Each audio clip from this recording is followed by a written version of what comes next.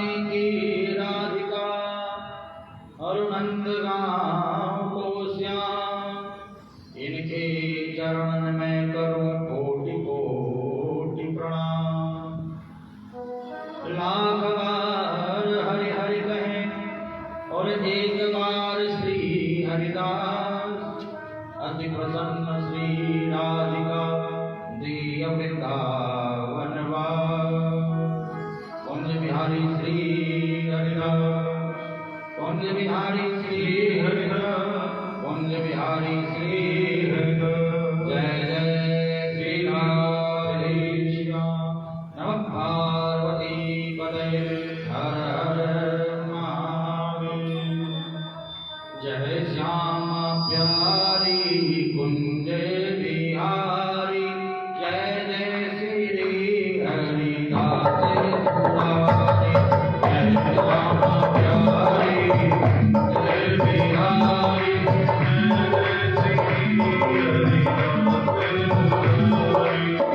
श्यामा प्यारी बांके बिहारी, जय जय श्री हरिदास मुरारी। जय श्यामा प्यारी बांके बिहारी, जय जय श्री हरिदास मुरारी। श्यामा प्यारी बांके बिहारी, जय श्री हरिदास दुलारी। श्यामा प्यारी बांके बिहारी, जय श्री हरिदास दुलारी। श्यामा प्यारी कुंज बिहारी, जय श्री हरिदास दुलारी। श्यामा प्यारी कुंज बिहारी, जय श्री हरिदास दुलारी। जय श्यामा प्यारी कुंज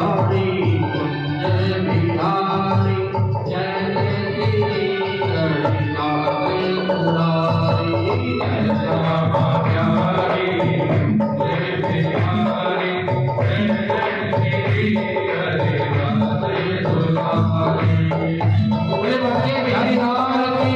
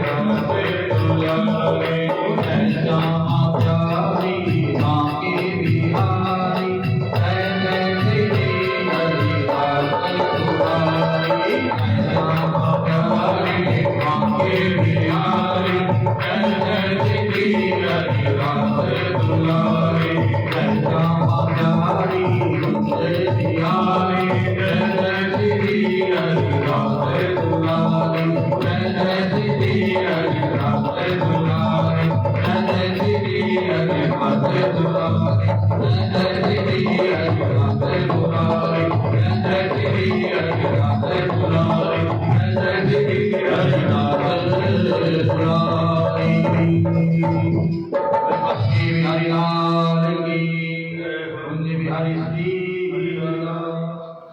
कृष्णाय वासुदेवाय हरये परमात्मने प्रणतः क्लेशनाशाय गोविन्दाय नमो नमः।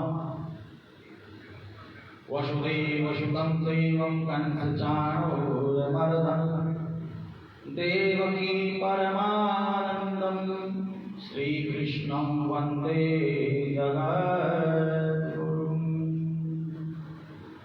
श्रीकृष्णं वन्दे जगद्गुरुम्।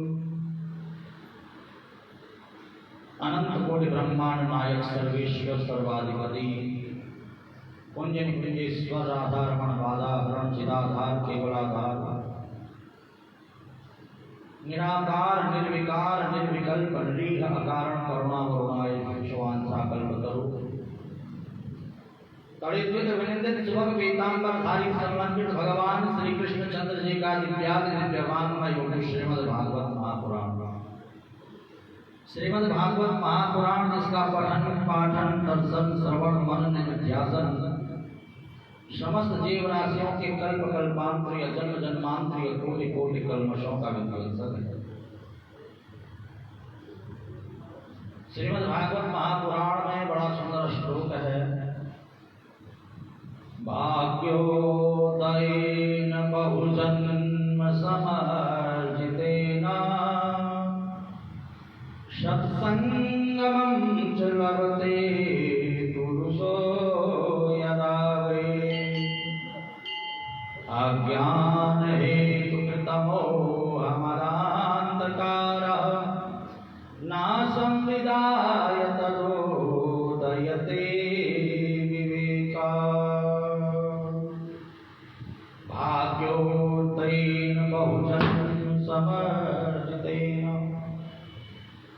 श्रीमद् भागवत महापुराण में वेद व्यास जी महाराज कहते हैं कि एक जन्म में नहीं, जब बहुत सारे जन्मों के पुण्य जागृत होते हैं, जब बहुत सारे जन्मों के भाग्य जागृत होते हैं, तो उन पुण्यों के प्रभाव से श्रीमद् भागवत कथा श्रवण करने का, भागवत कथा आयोजन करने का सौभाग्य प्राप्त होता है। आज बहुत सारे धनी लोग हैं जो चाहते हैं कि हम भागवत करवाएं, और आपको विश्वास दिलाऊं, उनको ये नहीं पता उनके पास धन कितना है। धन का कोई कमी नहीं, कोई अभाव नहीं है। उनके दादाजी सोचते रहेंगे कि भागवत जी करवानी है, पिताजी सोचते रहेंगे भागवत करवानी है, और वो खुद सोचते रहेंगे कि भागवत करानी है, परंतु भागवत करा नहीं पाते हैं। क्यों? क्योंकि पुण्य जागृत नहीं हुए हैं, भाग्य जागृत नहीं हुए हैं। हम और आप लगभग हर वर्ष श्यामनगर कॉलोनी के जितने भी भक्त हैं, हमारी जितनी भी माताएं हैं, बहनें हैं, भाई हैं, लगभग हर वर्ष 2009 में मुझे याद, जहाँ तक याद है, मैं कल देख के आऊँगा, लिखा हुआ रजिस्टर में पूरा। जब कथा होती है, जहाँ जहाँ होती है, तो हम लिख देते हैं ताकि स्मृति बनी रहे। कभी देखना पड़े तो पता चल जाएगा। कल देख कर के आएंगे कब कथा हुई। तो लगभग 2009 में पहली कथा किसी स्थान पर, माँ के चरणों में, इस दुर्गा मंदिर में, इस दुर्गा घाट पे, माँ गंगा जी के पावन तट पर, माँ दुर्गा के सानिध्य में, माँ दुर्गा के चरणों में बैठ कर के यहाँ पर कथा 2009 में पहली बार हुई। और उसके बाद आप श्यामनगर के सभी भक्तों के द्वारा लगभग हर वर्ष, कई वर्ष तो पंजाबी धर्मशाला में, और यहाँ पर भी माँ दुर्गा के चरणों में पिछले वर्ष भी और पुनः इस वर्ष भी। तो ये सौभाग्य हम सबको प्राप्त हो रहा है। क्यों हो रहा है? किस लिए हो रहा है? कभी सोचा, कभी विचार किया? जब बड़े बड़े धन संपन्न लोग इस कथा को नहीं करवा पाते हैं, जिनके पास धन संपदा की कमी नहीं है, नौकर चाकरों की कमी नहीं है, व्यवस्थापकों की कमी नहीं है, वो नहीं करवा पाते हैं।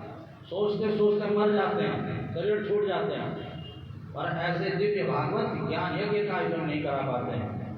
और हम लगभग हर वर्ष, उसके अलावा जहाँ भी हरिद्वार में कथाएं होती हैं तो आप सभी लोग उन कथाओं में भी पहुँचते हो, वहाँ पर भी अपनी अपनी सेवा अर्पण करते हो। कभी सोचा कि ये सौभाग्य कहाँ से मिल रहा है, क्यों मिल रहा है? तो यहाँ पर जब इस श्लोक को आप सुनोगे, पढ़ोगे, समझोगे तो बात समझ में आ जाएगी कि भाग्योदयेन बहुजन्म समार्जितेन सत्संगमं च लभते पुरुषो यदा। इस श्लोक में स्पष्ट लिखा हुआ है कि जब पुण्यों का फल ज्यादा, हमारे द्वारा ज्यादा पुण्य हो जाते हैं, आप व्रत करते हो, आप जप करते हो, आप तप करते हो, आप दान देते हो, आप भूखे को भोजन कराते हो, प्यासे को पानी पिलाते हो, आप बहुत सारा अच्छे अच्छे काम करते हो। जब वो जो हमारे के द्वारा किए गए अच्छे कार्य हैं, हमारे जो पुण्य कर्म हैं, जब वो बहुत सारा इकट्ठा हो जाता तो उसका फल कैसे मिलेगा हमें? सत्संगमं च लभते पुरुषो यदा। तब श्रीमद् भागवत रूपी सत्संग प्राप्त होता है, इस कथा को आयोजन करने का सौभाग्य प्राप्त होता है, इस कथा में भाग लेने का सौभाग्य प्राप्त होता है, इस कथा में सेवा करने का सौभाग्य प्राप्त होता है। और जब हम कथा सुनते हैं तब क्या होता है? तो आगे लिखा हुआ है कि अज्ञान हेतु कृतमो मदान्धकार नासं विदाय तदयोदयते विवेकः। क्या हमारे भीतर जो अज्ञान रूपी अंधकार है, अज्ञानता नष्ट हो जाती है और ज्ञान रूपी प्रकाश प्रकाशित हो जाता है।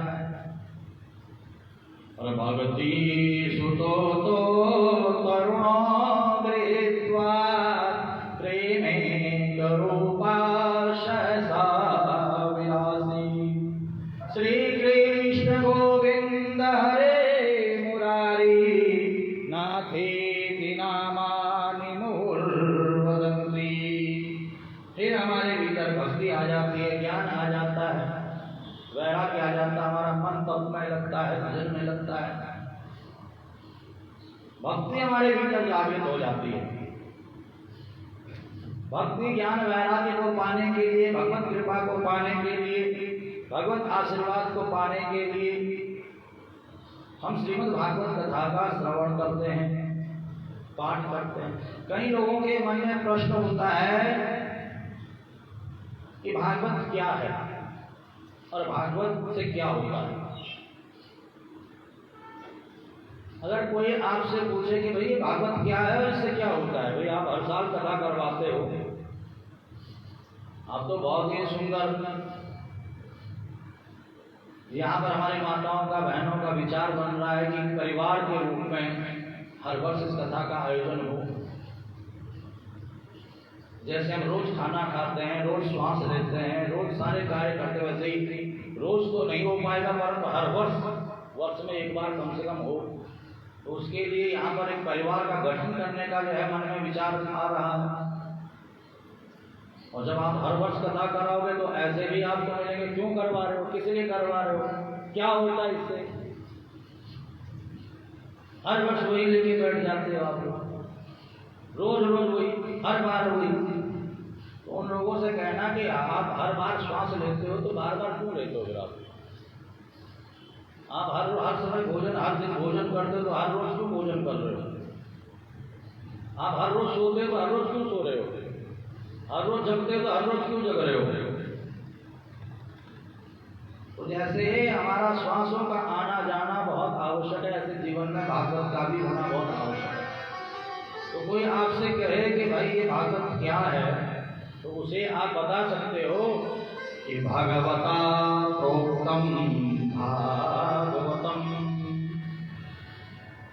भगवान के द्वारा निश्चित भागवत मुखारविंद से निश्चित भगवत प्राप्ति का जो सबसे सरल, सबसे उत्तम साधन है वही श्रीमद् भागवत है। भगवान नारायण ने 4 श्लोकों में ब्रह्मा जी को श्रीमद् भागवत का ज्ञान दिया। ब्रह्मा जी ने अपने पुत्र नारद जी को ज्ञान दिया, नारद जी ने वेद व्यास जी को दिया, वेद व्यास जी ने सुखदेव जी को दिया। और ये नारायण परंपरा से चली आ रही श्रीमद् भागवत महापुराण की कथा आज दुर्गा घाट मां दुर्गा जी के चरणों में, गंगा जी के चरणों में बैठ करके इसका रसस्वादन हम और आप कर रहे हैं। वो 4 श्लोक कौन से हैं? श्रीमद् भागवत महापुराण के द्वितीय स्कंद में 9वें अध्याय में 42, 43, 44, 45 श्लोक संख्या है। अहमेवासमेवाग्रे नान्यद्यत्सत्परम् पश्चादहं यदि तच्च योगशिष्येत सोऽस्म्यम् प्रीतेर्थाय प्रतीयेत प्रतीयेत चात्मनि तद्विद्यादात्मनो मायां यथा भाषो यथा तमः यथा महान्ति भूतानि भूतेषु चावतीश्वरो प्रविष्टानि तथा तेषु न ते स्वम् एतावदेव जिज्ञासं तत्त्वजिज्ञासु नात्मनः अनव्ययगतिरेकाभ्यां यस्यात् सर्वत्र सर्वदा। श्रीमद् भागवत महापुराण की ये क्या है? भागवत भगवान के मुखारविंद से निकली हुई भागवत है। भगवता प्रोक्तम भागवतम। और ये जो भगवान के द्वारा ये मुखारविंद से निकली हुई जो भागवत है, दिव्य ज्ञान है, इस ज्ञान का जब हम अनुसरण करते हैं, चिंतन करते हैं, मनन करते हैं, तो हमें सन्मार्ग पर चलने की प्रेरणा मिलती है। अच्छे मार्ग पर अच्छे सोच, अच्छे विचार, अच्छी भावनाएं हमारी जागृत होती हैं। हमारे अंदर जो नकारात्मक शक्तियां हैं, वो नकारात्मक शक्ति वह समाप्त हो जाती है और सकारात्मकता आती है। तो भगवान की वाणी है श्रीमद् भागवत। अगर कोई पूछे आपको क्या है, समझ में आ रहा कि नहीं आ रहा? दूसरा, वेदोपनिषदा सारा जाता भागवती कथा। ये वेदों का, उपनिषदों का, पुराणों का सार है श्रीमद् भागवत महापुराण। जब वेद व्यास जी ने 17 पुराण लिख दिए, 4 वेद लिख दिए, शास्त्रों को लिख दिया, वेद व्यास जी के मन को शांति नहीं मिली, तो नारद जी ने कहा सभी पुराणों का सार आप लिखिए, सभी वेदों का सार आप लिखिए। और नारद जी से प्रेरित होकर के वेद व्यास जी ने श्रीमद् भागवत ग्रंथ को लिखा। श्रीमद् भागवत महापुराण की तो क्या है? भागवत वेदों का, उपनिषदों का, पुराणों का सार है, रस है। नहीं आपके पास समय वेदों को पढ़ने का, नहीं आपके पास समय पुराणों को पढ़ने का, नहीं आपके पास समय शास्त्रों को पढ़ने का, कोई बात नहीं। आप रोज एक अध्याय भागवत का पढ़िए, आपको सभी वेदों का, पुराणों का, शास्त्रों का आशीर्वाद मिल जाएगा। फिर क्या है भागवत? कोई पूछे तो श्रीमद् भागवताख्योऽयं प्रत्यक्ष कृष्ण एव हि। ये भागवत साक्षात श्री कृष्ण है। द्वापर के अंत में द्वारिकाधीश जब जा रहे थे, कलयुग आ रहा था, उद्धव और मैत्री मुनि ने कहा प्रभु आप जा रहे हो, कलयुग आ रहा है, कलयुग में धर्मम कम शरणम बता, धर्म किसकी शरण में जाएगा, धर्म कैसे बचेगा? तब भगवान ने कहा घबराओ नहीं, मैं कहीं नहीं जा रहा हूँ, मैं भागवत के भीतर प्रविष्ट हो रहा हूँ, भागवत के रूप में इस कलिकाल में सदा विराजमान रहूंगा। और देखते देखते भागवत के भीतर भगवान दिव्य ज्योति के रूप में प्रकट हो गए। इसीलिए कहा है तेनेयं वाङ्मयी मूर्ति प्रत्यक्षावर्तते हरि। ये भागवत क्या है? भगवान का स्वरूप है। बोले श्रीमद् भागवत महापुराण की। समझ में आया कि भागवत क्या है? थोड़ा थोड़ा आया, समझ में आया? कल पूछेंगे आपसे, हम देखेंगे कौन बताता है। भागवत क्या है? वेदों का, उपनिषदों का सार है, भगवान की दिव्य वाणी है। और भागवत जो है साक्षात श्री कृष्ण स्वरूप है। अब आपसे कोई पूछेगा जरूर कि भागवत से क्या होगा भाई, जब देखो आप भागवत जी करते हो। तो पुराणों में ही स्पष्ट लिखा है कि कि जन्म कोटि कृतं पापम नश्यते नात्र संशया। भैया कोई संशय करने की आवश्यकता नहीं है, नात्र संशया। भागवत की शरण में आओगे तो क्या होगा? जन्म कोटि कृतं पापम नश्यते। जीव जो है जन्म जन्मांतर से पाप कर्म करता आ रहा है, मनसा वाचा कर्मणा। यहाँ पर आप लोग बैठे हुए हो सकता है कईयों के मन में जो है वो भाव भी जागृत हो जाते हैं। हाँ, मन में बुरे विचार आ जाते हैं, बुरी भावनाएं आ जाती हैं, मन से बुरा सोचना, न चाहते हुए भी मन में बुरे बुरे ख्याल आना, बुरे बुरे विचार आना, बुरी बुरी भावनाएं जागृत होना। मन से हमारे द्वारा पाप हो जाता है। वाचा, कई बार व्यवस्था बनाते हुए गुस्से में जो है कुछ भी बोल देते हैं, डांट देते हैं, फटकार देते हैं, किसी को जो है अपशब्द बोल देते हैं।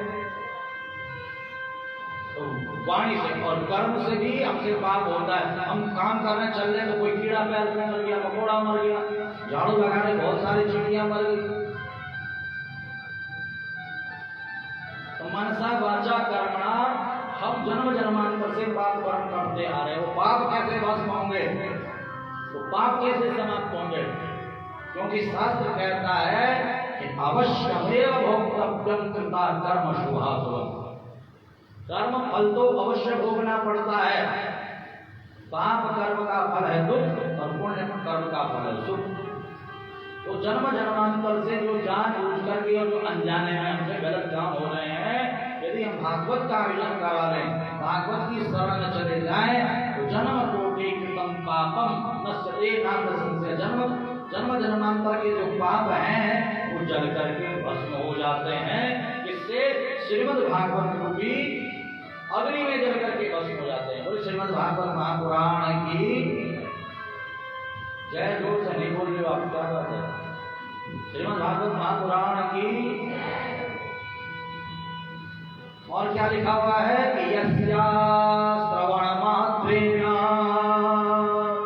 हरिश्चित्तम समाश्रये। जो श्रीमद् भागवत कथा का श्रवण करता है उसके हृदय में भगवान श्री हरि आकर के विराजमान हो जाते हैं। अब आप कहोगे कि भैया केवल भागवत कथा से ही हरि हृदय में आते हैं, ऐसा क्यों है? वैसे क्यों नहीं आते हैं हरि हृदय में? तो आप लोगों को पता है कि हम रोज स्नान करते हैं कि नहीं करते हैं? क्यों स्नान करते हैं? ताकि हमारा तन पवित्र रहे। और स्नान करने के लिए महंगा अलग अलग कंपनी का साबुन आता है, शैम्पू आता है, और उस साबुन शैम्पू का प्रयोग करके हम अपने तन को पवित्र करते हैं। अब हमारा मन कैसे पवित्र हो? मन भी तो पवित्र होना चाहिए। अब आप कहोगे कि हमारे मन में कौन सा गंदगी है जो पवित्र होना चाहिए, साफ होना चाहिए? अरे भाई, काम क्रोध मद लोभ मोह राग द्वेष छल कपट तेरा मेरा, ये क्या ही गंदगी ही तो है। अब ये जो भीतर की गंदगी है, काम क्रोध मद लोभ मोह राग द्वेष छल कपट तेरा मेरा, ये गंदगी कैसे साफ होगी? कौन सा साबुन है ऐसा, कौन सा शैम्पू है? श्रीमद् भागवत ज्ञान गंगा में जब हम गोता लगाते हैं, ज्ञान गंगा है, जब भागवती ज्ञान गंगा में जब हम गोता लगाते हैं तो धीरे धीरे धीरे धीरे धीरे धीरे हमारे भीतर का जो है मैल समाप्त होने लग जाता है, हृदय हमारा पवित्र होने लग जाता है। और भगवान का तो स्पष्ट कहना है कि निर्मल मन जन सो मोहि पावा, मोहि छल कपट छत्र छल चित्र न भावा। भगवान का कहना है कि नहीं है? निर्मल मन जन सो मोहि पावा, मोहि कपट छल चित्र न भावा। जिसका मन निर्मल होता है, जिसके मन में छल कपट नहीं होता है, तेरा मेरा नहीं होता है, उसके मन में मैं आकर के विराजमान हो जाता हूँ, सदा सर्वदा के लिए विराजमान हो जाता हूँ। तो हृदय में अगर भगवान नारायण को विराजमान करना है तो उसके लिए क्या करना होगा? श्रीमद् भागवत कथा का श्रवण करना होगा, समय समय पर श्रीमद् भागवत कथा का श्रवण करना होगा। यस्या श्रवण मात्रेण हरिश्चित्तम समाश्रये। और दुख शोक विनाशम, कैसा भी दुख हो, कैसा भी कष्ट हो, कैसा भी टेंशन हो, चिंता हो, यदि हम भागवत की शरण में आ जाते हैं तो श्रीमद् भागवत के प्रभाव से हमारे सारे के सारे दुख, सारे के सारे कष्ट, सारे के सारे संकट दूर हो जाते हैं। और श्रीमद् भागवत महापुराण की और तो और जीते जी भागवत कथा कल्याण करती है। यदि मरने के बाद हम किसी मृतक आत्मा के निमित्त श्रीमद् भागवत कथा का आयोजन कराते हैं तो भागवत के प्रभाव से मृतक आत्माएं भी मोक्ष को प्राप्त हो जाती है। धुंधकारी प्रेत योनि में सारी कथा आप आगे सुनोगे। और गोकर्ण जी ने धुंधकारी के लिए श्रीमद् भागवत कथा का आयोजन कराया और धुंधकारी प्रेत योनि से मुक्त होकर के भगवान का ही रूप धारण करके कहता है कि धन्या भागवती वार्ता प्रेत पीड़ा विनाशनी। धन्य है ये भागवत की कथा जो प्रेत योनि से भी मुक्ति दिला देती है। और श्रीमद् भागवत महापुराण की अब देखिए, एक शिकायत आपसे मैं रोज रहेगी अगर आप शिकायत का मौका दोगे तो। जब आप लोग बातें करते हो तो इतना जोर से करते हो कि कथा में भी विघ्न पड़ जाता है, कथा भी नहीं बोली जाती हमसे। और जब हम जयकारा लगवाते तो आपकी आवाज ही नहीं निकलती है।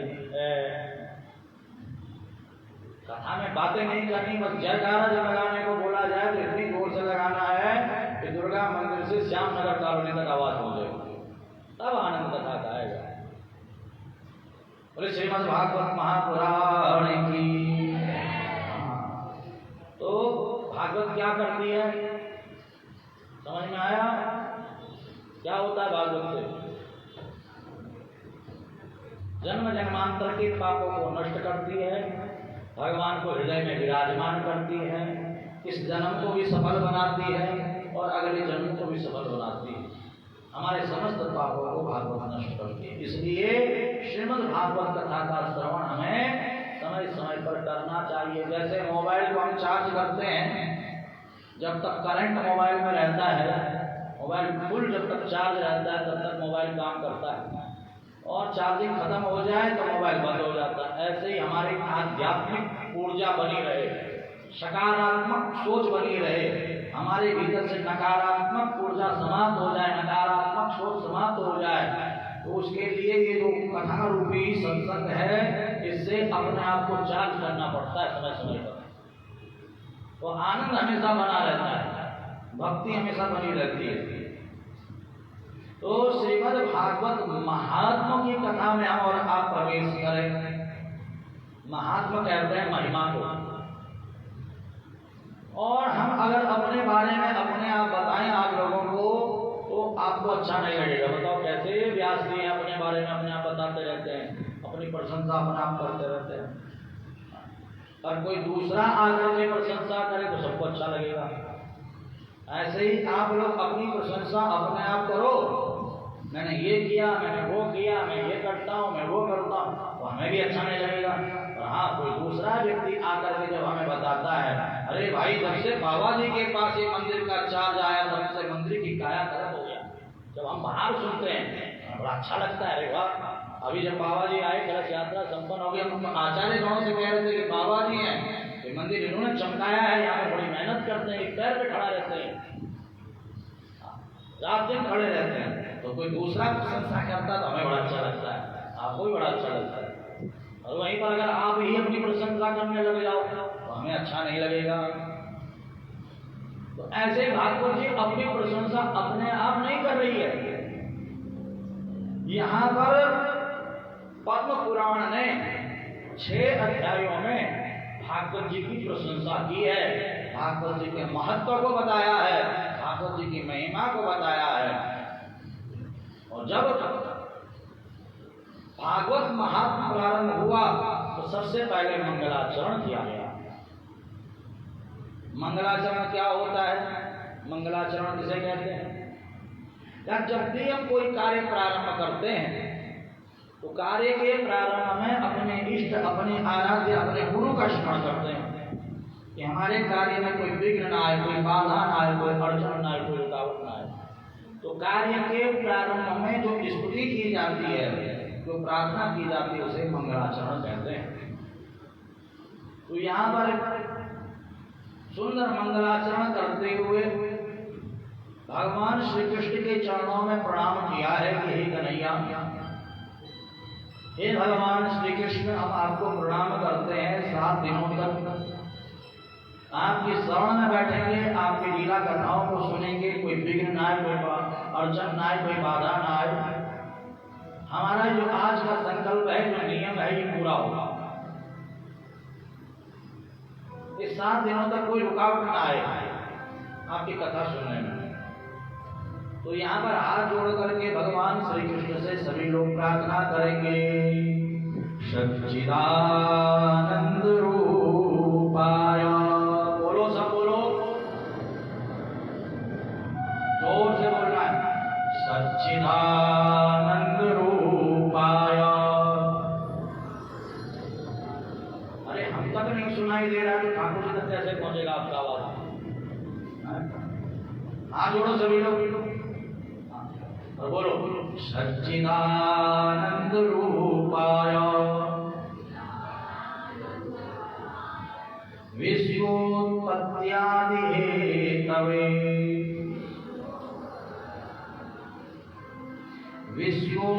विश्वोत्पत्त्यादि हेतवे तापत्रय विनाशाय तापत्रय विनाशाय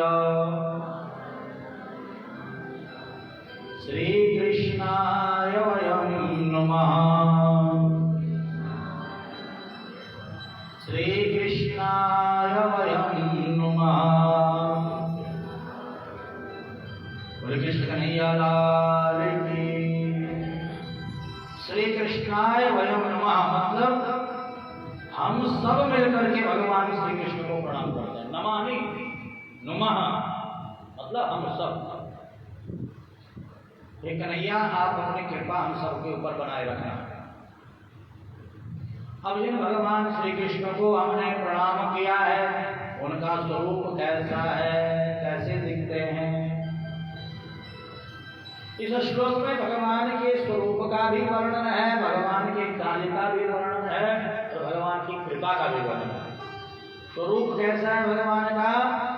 सच्चिदानंद रूपाय, सतघन, चित्तघन और आनंद घन। सत्य कहते हैं सत्य को। इस संसार में कुछ भी सत्य नहीं है। आया है सो जाएगा, राजा रंग फकीर, कोई सिंहासन चढ़ चला, कोई बंधा जंगी। जो आया है उसका जाना सुनिश्चित है, सुनिश्चित है आना और जाना। इस संसार का एक नाम मृत्यु लोक भी है, क्योंकि मृत्यु एक अटूट सत्य है।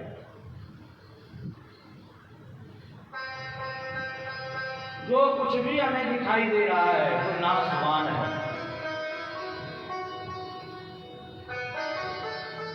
परंतु जिसका कभी नाश नहीं होता है, जो कभी मरता नहीं है, जो कभी मिटता नहीं है, वो कौन है? केवल एकमात्र परमात्मा, जो सृष्टि के पहले भी था, सृष्टि के मध्य में भी है और सृष्टि के अंत में भी बसता है। तो ऐसे सत्य स्वरूप भगवान को यहाँ पर हम सब मिलकर के प्रणाम करते हैं। कोई सत्यनारायण भगवान की। भगवान का रूप कैसा है? सत्यघन, सत्य है। चित्त कहते हैं प्रकाश को, ज्ञान को, मन को।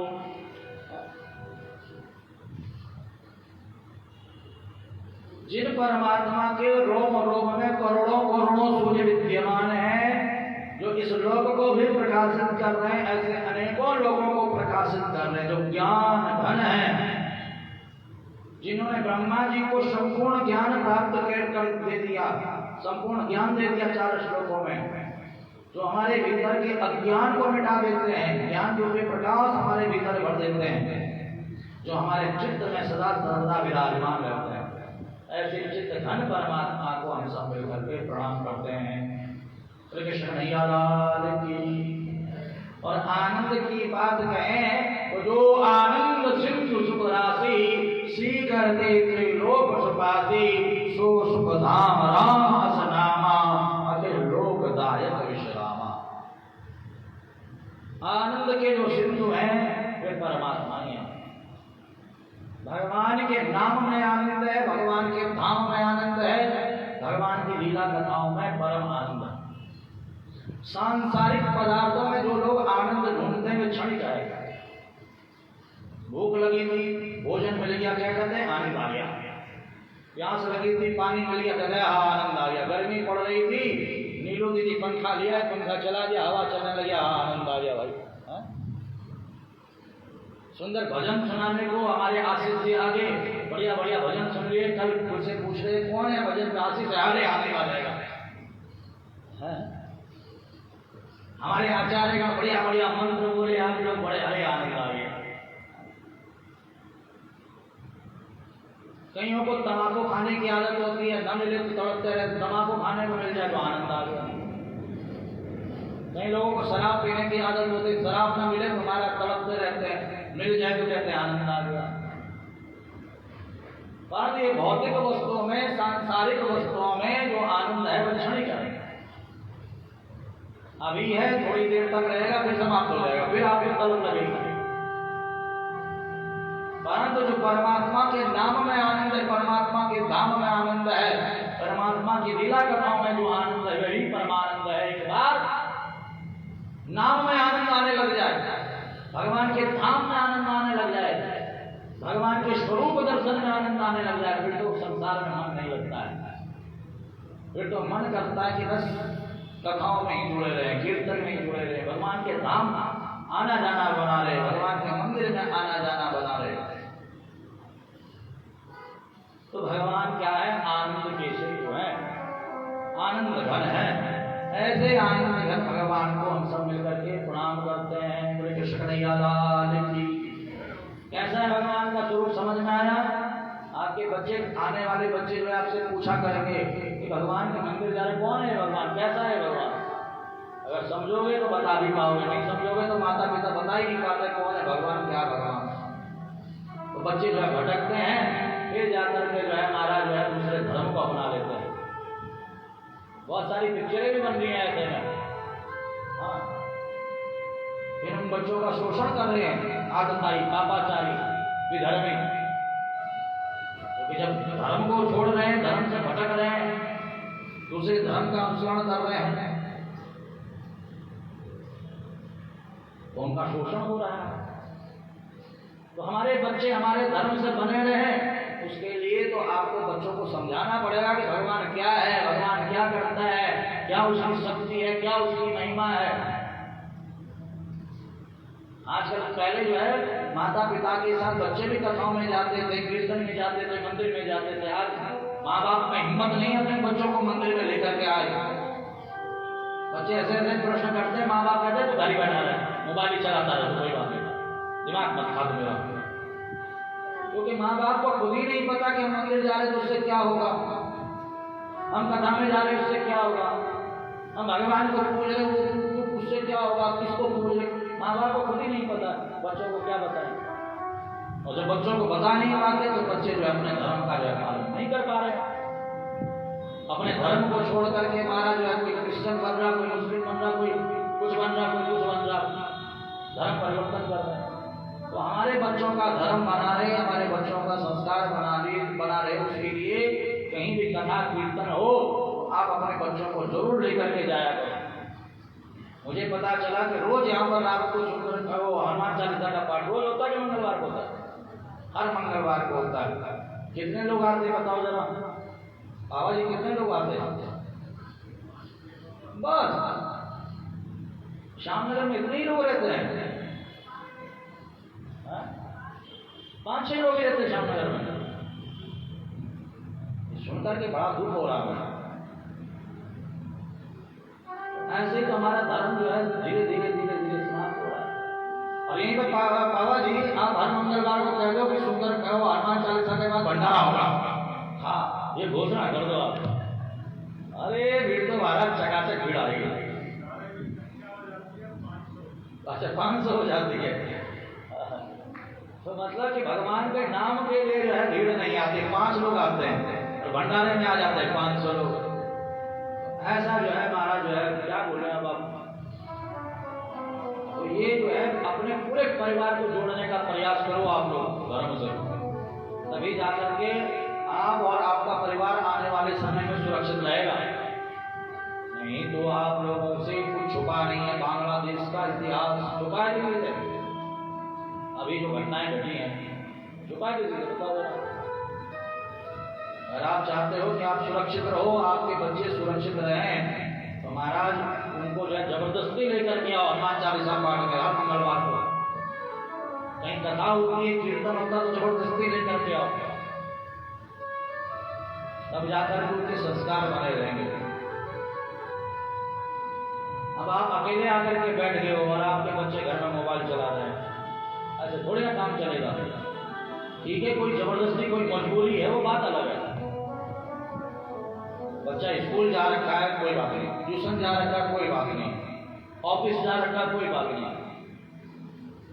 दुकान पे बैठा हुआ चलो कोई बात नहीं, कर्म ही पूजा तो हम मानते हैं। अगर खाली घर पर बैठा है तो ये आपकी जो है हार होगी कि आप अपने बच्चे को कथा में कीर्तन में हनुमान चालीसा पाठ में नहीं लेकर के आ पा रहे, आपकी पराजय है, हार है। तो यहाँ पर सच्चिदानंद रूप आया, भगवान का रूप कैसा है, सत घन चित घन और आनंद घन।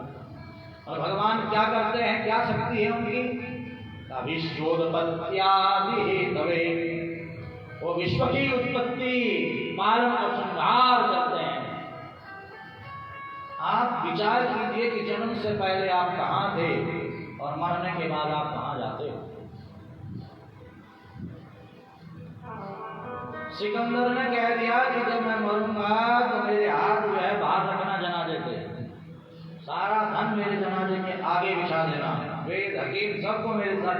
ऐसा करने से क्या होगा, लोगों को पता चलना चाहिए कि धन भी जो है साथ नहीं जाता है। डॉक्टर वेद हकीम जिन्हें भगवान का रूप कहा गया है वो भी नहीं बचा सकते हैं। और हाथ बाहर रखना, पता चले कि खाली हाथ आया था, खाली हाथ ही जाना है, न कुछ लेकर के आया था न कुछ लेकर के जाएगा। परंतु शास्त्र कहता है कि हमारे द्वारा किया गया धर्म, हमारे द्वारा किया गया सत्कर्म इस लोक में भी हमारे साथ रहता है और परलोक में भी हमारे साथ जाता है। इस लोक को भी सफल बनाता है, परलोक को भी सफल बनाता है। इसलिए ज्यादा से ज्यादा पुण्य करो, ज्यादा से ज्यादा धर्म करो, क्योंकि जो भगवान की शरण में जाता है तापत्रय विनाशाय, भगवान में ही इतनी शक्ति है कि वे आपके पाप ताप संताप आपके कष्टों को कम कर सकते हैं। बिल्ली आप लोगों ने देखी है, बिल्ली अपने दांतों से चूहे को भी पकड़ती है और अपने बच्चे को भी पकड़ती है। और जब अपने बच्चे को पकड़ करके यहाँ से वहां ले जाती है तो बच्चे को खरोच नहीं आती है, और जब चूहे को पकड़ती है तो चूहा तड़प तड़प करके मर जाता है। यही स्थिति हमारी तुम्हारी भी होती है। जिसने भगवान की शरणागति ग्रहण नहीं कर रखी है, परमात्मा की शरणागति ग्रहण नहीं कर रखी है, वो छोटे से दुख में भी रोने लग जाता है, तड़पने लग जाता है, आई आई करने लग जाता है। और बड़ा दुख आ जाए तो हार्ट अटैक हो जाता है, मर जाता है। जिसने भगवान की शरणागति स्वीकार कर रखी है, जो भगवान का बन चुका है, भगवान को अपना बना चुका है, महाराज बड़े से बड़ा पहाड़ सा भी दुख जो है हंसते हंसते कट जाता है, टल जाता है, पता ही नहीं चलता है कि कब दुख आया था कब चले गया। इसलिए तापत्रय विनाशाय श्री कृष्णाय वयं नमः, भगवान की शरण में जाना चाहिए, भगवान का भजन हम सबको करना चाहिए। बोले भक्तवत्सल भगवान की।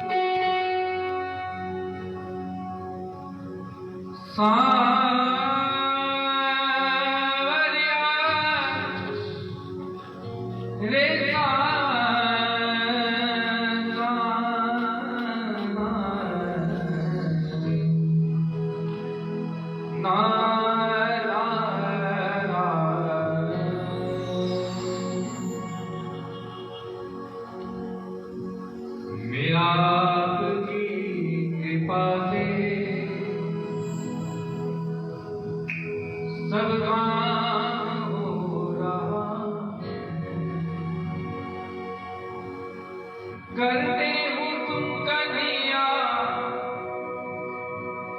मेरा नाम हो रहा है, मेरा आपकी कृपा से, मेरा आपकी कृपा से वो सब काम हो रहा है, मेरा आपकी कृपा से सब काम हो रहा है, मेरा आपकी कृपा से सब काम हो रहा है, मेरा आपकी कृपा से सब काम हो रहा है। वो करते हो तुम कन्हैया, करते हो तुम कन्हैया,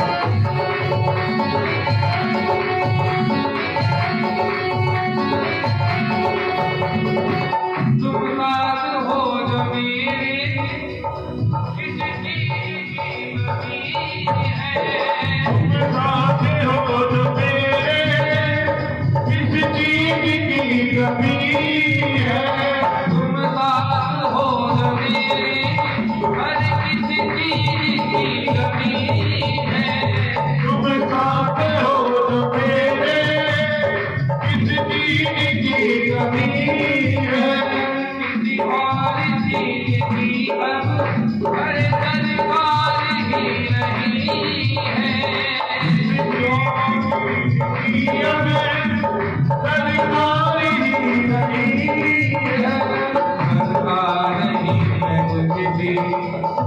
करता नहीं है कुछ भी अरे मेरा काम हो रहा आपकी दीवारें सबका हो रहा है मेरा बात की बातें सबका हो रहा है मेरा आपकी दीवारें सबका हो रहा है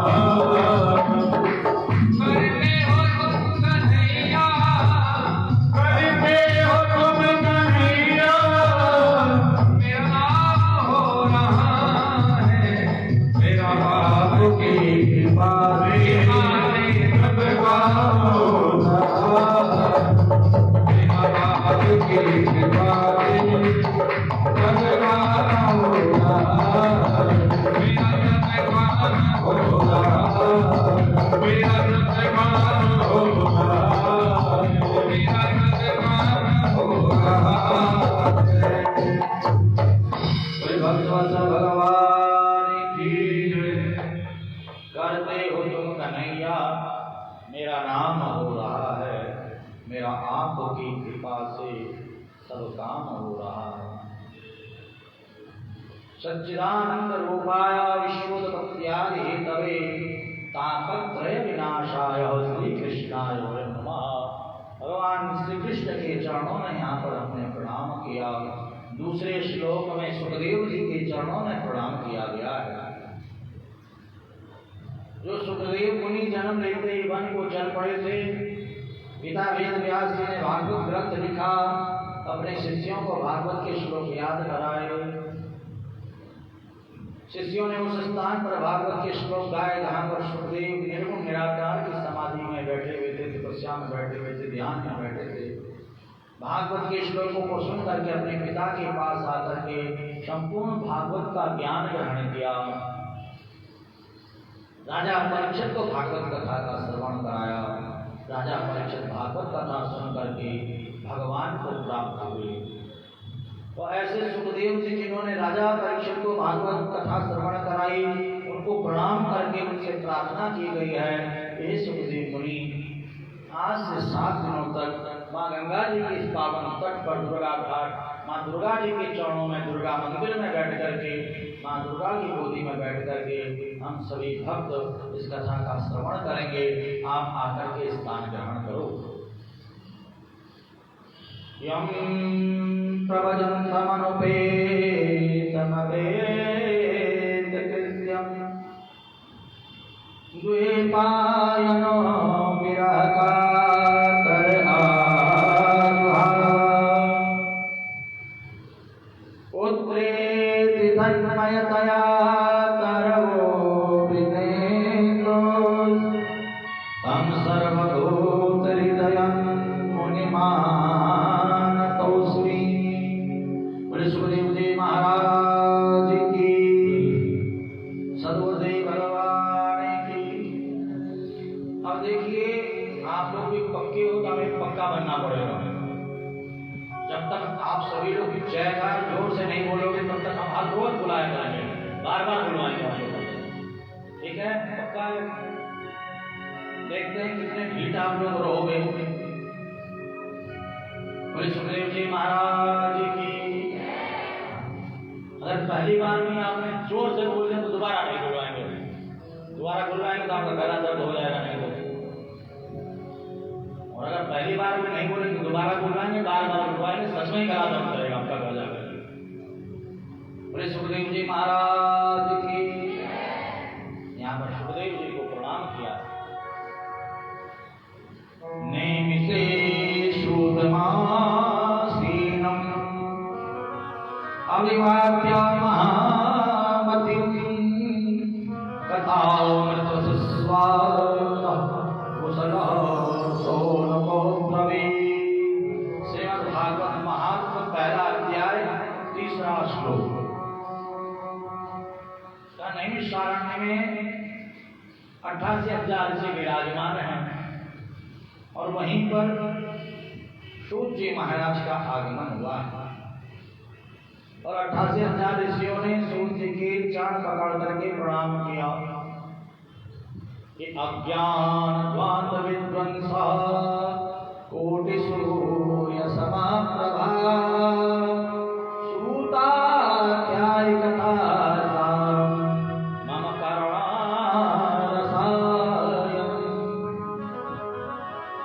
आप अज्ञान रूपी अंधकार को दूर करने में करोड़ों सूर्यों के समान ज्ञान रूपी प्रकाश को ग्रहण करने वाले हैं। हमारे भीतर के अज्ञान रूपी अंधकार को आप दूर करो। हमारे कानों को एक ऐसी दिव्य औषधि आप प्रदान करो जो हम भव बंधन से मुक्त हो जाएं। सूत जी महाराज कहते हैं कि हे शौनकादि ऋषियों, जब यही प्रश्न राजा परीक्षित ने सुखदेव जी से किया तो सुखदेव जी भागवत कथा सुनाने लगे। जब भागवत कथा सुनाने लगे तो देवता वहां पर आ गए। देवता खाली हाथ नहीं आए। सुधा कुंभम देवा देवास्तत्र समागमन, अमृत जल से लेकर के आया और सुखदेव जी से कहा कि ये अमृत ले लो और भागवत दे दो। सुखदेव जी जोर जोर से हंसने लगे और कहने लगे कि वसुधा वकथा लोके वकाच वमणिर्महा। अरे देवताओं, तुम व्यापार करने आए हो पर तुम्हें व्यापार करना नहीं आ रहा है। अदला बदली बराबर की वस्तुओं में होती है कि जितने की वस्तु मेरे पास उतने की तुम्हारे पास। भैया ये ले लो और ये ले लो, परंतु तुम्हारे पास तो कांच है और मेरे पास मणि है। तुम कांच देकर के मणि लेना चाहते हो। देवताओं को डांट करके भगा दिया। देवता सीधा ब्रह्मा जी के पास पहुंचे। ब्रह्मा जी को सारी बात बताई। ब्रह्मा जी को बड़ा आश्चर्य हुआ और ब्रह्मा जी ने ब्रह्मलोक में तराजू लगा दिया। एक पड़े पर भागवत ग्रंथ तो दूसरे पर अमृत रख दिया। जिस पड़े पर भागवत था वे नीचे, जिसमें अमृत था वे ऊपर। ब्रह्मा जी को बड़ा आश्चर्य हुआ कि भागवत की बराबरी कोई नहीं कर पा रहा है, अमृत भी नहीं कर पा रहा है, क्योंकि जिसमें वजन ज्यादा होता है वही नीचे होता है। ब्रह्मा जी ने कहा देवताओं, इस भागवत का मूल्य आप चुका नहीं सकते हो, परंतु इस ज्ञान को अगर ग्रहण करना है तो दीनवत् शरणं गता, दीन बन करके जाना पड़ेगा। दीन बनकर हाथ जोड़ करके शरणागत होकर के जाना पड़ेगा। अगर हम भागवत जी में काम के साथ, क्रोध के साथ, लोभ के साथ, मोह के साथ, अहंकार के साथ पहुंचते हैं, हम कथा में बैठ तो जाएंगे, परंतु भागवत ये कथा हमारा कल्याण हमारे भीतर नहीं उतर पाएगा। परंतु निर्मल मन के साथ, समर्पण भाव के साथ अगर हम आएंगे तो अवश्य भोक्तव्यम, अवश्य ही ये भागवत आपको शुभ फल देगी, अवश्य ही आपको शुभ लाभ देगी, अवश्य ही ये भागवत आपका कल्याण करेगी, अवश्य ही ये भागवत आपकी मनोकामना को पूर्ण करेगी। ये कल्प तरु है, ये कल्प वृक्ष है।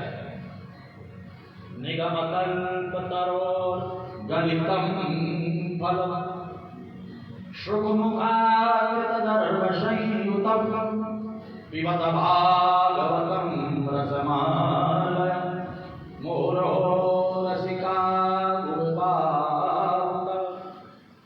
ये अमृत है। ये भागवत इस जन्म को भी और अगले जन्म को भी सफल बना देती है। तो दीन मन करके समागत होकर के जाना पड़ेगा, निर्मल मन के साथ जाना पड़ेगा।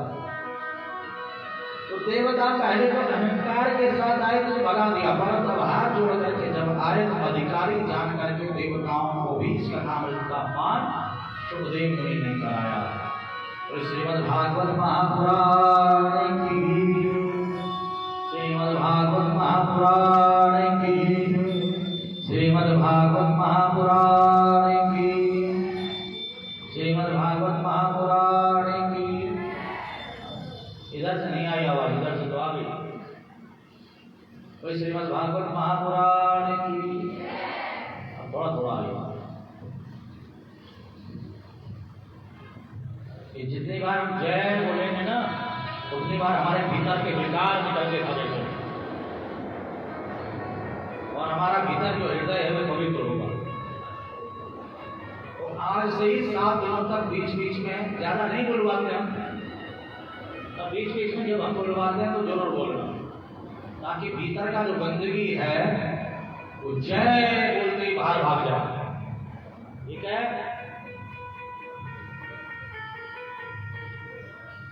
सौनक आदि 88,000 ऋषियों ने सूत जी से कहा कि हमने सुना है कि देव ऋषि नारद जी ने हरिद्वार में गंगा जी के तट पर भागवत कथा का आयोजन कराया था। क्यों कराया, किसने कराया, किससे कराया, ये कथा भी आप हमें श्रवण कराओ।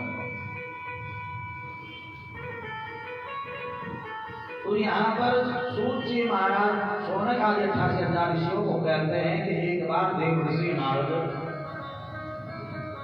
अनेक लोगों में भ्रमण करते हुए इस पृथ्वी लोक पर आए। हरिक्षेत्रम, कुरुक्षेत्रम, श्रीरंगम, श्वेतवंदना, अनेकों तीर्थों में विचरण किए। और जब वृंदावन पहुंचे तो वृंदावन में एक दृश्य देखा। एक युवती, जवान स्त्री, जिसकी गोद में 2 बूढ़े पुरुष मूर्छित हैं और रो रही जा रही है। बहुत सारी देवियां सेवा कर रही हैं।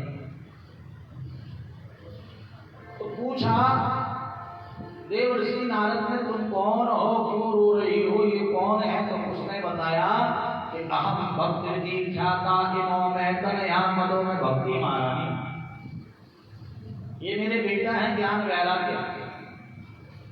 ये गंगा इत्यादि नदियां हैं जो सेवा कर रही हैं। होना चाहिए कि माँ बूढ़ी और बेटा जवान, परंतु यहाँ तो उल्टा हो रहा है। मैं माँ हूँ तो मैं जवान हूँ, ये मेरे बेटा ही तो बूढ़े हो गए, ऐसा क्यों हो रहा है?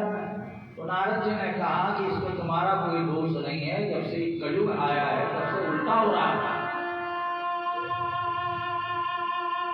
तरुणी प्रभुता गे शारदो बुद्धिदायका, कन्या विकृणो लोभा दंपति नाम कलक्षणम, विप्रेण भागवती वार्ता गे जने जने, कारिता कर्णलोभेन कथा सारस्ततो गता, अत्युग्रीभूरि कर्माणि नास्तिकारो रवादना, तीर्थतिष्ठन्ति तीर्थेषु तीर्थसारस्ततो गता।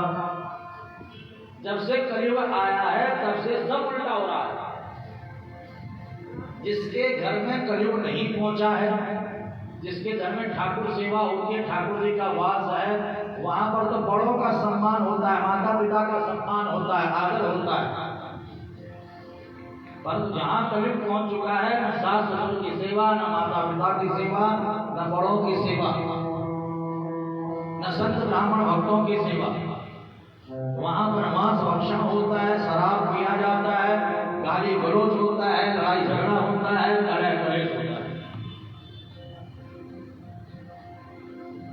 सलाह भी बड़ों से नहीं लेते हैं।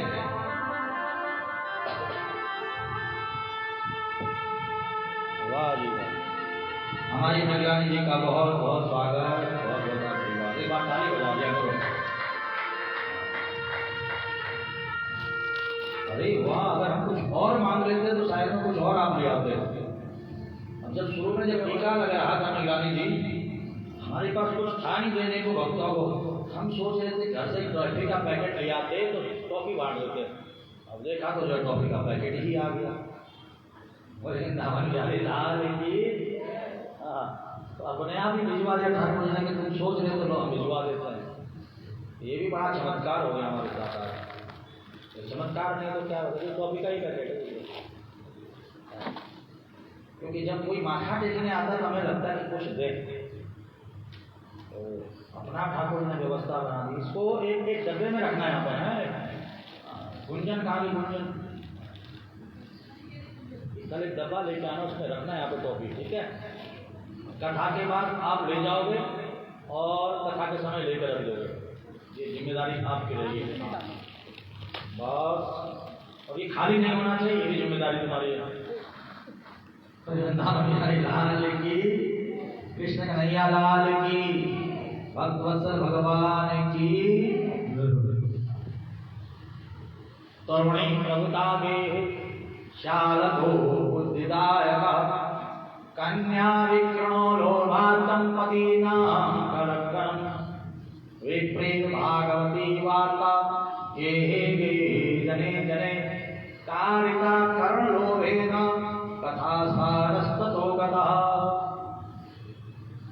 ये जो हमारा पूजा है, पाठ है, यज्ञ है, अनुष्ठान है, तीर्थ यात्रा है, इनका फल नहीं मिल पा रहा। क्यों नहीं मिल पा रहा है? क्योंकि हर जगह पाखंड ही पाखंड होने लग गया, हर जगह दिखावा ही दिखावा होने लग गया, इसलिए सब उल्टा सीधा हो रहा है। तो भक्ति महारानी ने कहा जब ये कलयुग में इतना दोष है तो इस कलयुग को आने क्यों दिया? तो देवर्षि नारद कहते हैं कि इस कलयुग में एक अच्छा गुण था। कौन सा अच्छा गुण था? कायत फलम नास्ति तपसा न योगेन समाधिना तत् फलम लभते सम्यक् करो केशव कीर्तना।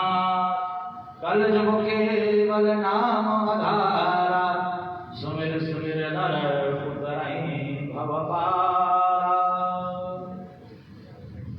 कलयुग में एक बहुत सुंदर विशेषता है, जो फल सतयुग में, त्रेता में, द्वापर में लाखों वर्षों तक योग से नहीं मिलता, समाधि से नहीं मिलता। इस कलिकाल में केवल भगवान का नाम सुन लो, नाम सुना लो, भजन सुन लो और भजन सुना लो, तो जीव भव सागर से पार हो जाता है, जीव का कल्याण हो जाता है। बोले भक्तवत्सल भगवान की। मन में अच्छा भाव आना चाहिए, अच्छा विचार आना चाहिए, वो भाव ठाकुर जी अपने आप पूरा कर देते हैं। और भाव की बात देखिए, मैं यही उदाहरण दे देता हूँ, ठाकुर जी कैसे भाव पूरा करते हैं, उदाहरण यही दे देता हूँ।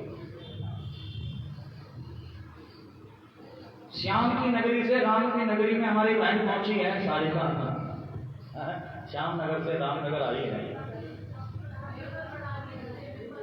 और एक बात आपको बताऊं, यहाँ पर बैठी हुई पीठ पीछे की बात है, जब रामनगर में अभी पीछे कथा हो रही थी 2 नववर्ष के नवरात्रों से पहले, तो एक बार नहीं कम से कम बाबा जी 4 बार बोला इन नगर को, का मेरा बहुत मन हो रहा है कि श्याम नगर में भागवत परिवार में, मेरा बहुत मन हो रहा है श्याम नगर में भागवत परिवार में, ताकि हर साल कथा हो।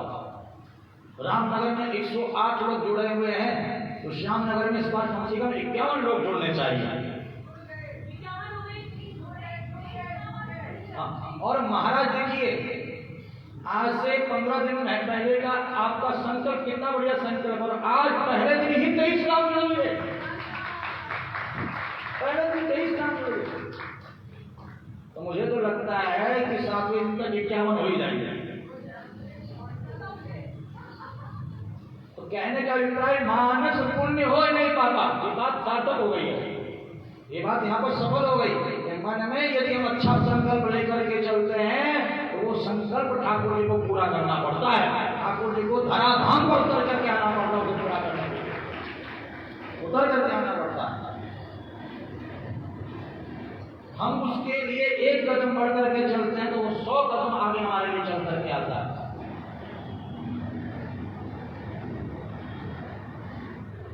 मानस पुण्य हो नहीं पापा, मन में अच्छा संकल्प आए, उसका पुण्य अवश्य आपको प्राप्त होता है इस कलिकाल में। यत् फलम नास्ति तपसा न योगेन समाधिना तत् फलम लभते सम्यक् करो केशव कीर्तना। इस कलियुग में भगवत नाम की बहुत बड़ी महिमा बताई हुई है। यही गुण देखकर के इस कलियुग को आने दिया, और कलियुग ने और सारा सार छीन लिया। वृथा के देशे वाले ओहो चिंता कथम श्री कृष्ण चरणाम्बोजम विशाल दुःखम भविष्यति। कलो भक्ति भक्त्या कृष्णा पुरस्थिता। हे भक्ति महारानी, तुम बिल्कुल चिंता न करो। भगवान श्री कृष्ण का नाम लेने से, उनको भक्ति से बुलाने से और नीच से नीच व्यक्ति के यहाँ चले आते हैं। एक सदन कसाई को भगवान नहीं मिलते, क्या आपको और हमको नहीं मिलेंगे? भगवान अवश्य कृपा करते हैं यदि हमारे अंदर भक्ति होती है तो। वेद वेदांत घोषस्य गीता पाठेर घोरमहो ज्ञान प्रबुद्धतां शीघ्रं रे वैराग्य प्रबुद्धतां। देवर्षि नारद जी ने वेद का पाठ किया, वेदांत का पाठ किया, गीता का पाठ किया। हे ज्ञान जागो, हे वैराग्य जागो। पर ज्ञान वैराग्य नहीं जगे। वहीं पर आकाशवाणी हो गई कि हे नारद, यदि तुम भक्ति ज्ञान वैराग्य का दुख दूर करना चाहते हो तो सत्कर्म करो। अब नारद जी कह रहे हैं मैंने वेद का पाठ कर दिया, वेदांत का पाठ कर दिया, गीता का, अभी सत्कर्म क्या रह गया मेरे से? नारद जी सबसे पूछे तो कोई नहीं बता पाया। तो नारद जी बद्रिकाश्रम में बद्रीनाथ पहुंचे तपस्या करने के लिए। मैं नारायण की तपस्या करूंगा, नारायण मुझे दर्शन देंगे, तो उनसे मैं पूछूंगा कि ये सत्कर्म क्या है। जैसे ही बद्रीनाथ में गए वैसे सनत कुमार में गए, सनक सनंदन सनातन सनत कुमार। उन्होंने नारद जी को देखा और देखते कह दिया कि तुम दुखी हो, परेशान हो, क्योंकि ये जो हमारा चेहरा होता है ना, इससे बता देता है कौन सुखी है कौन दुखी है।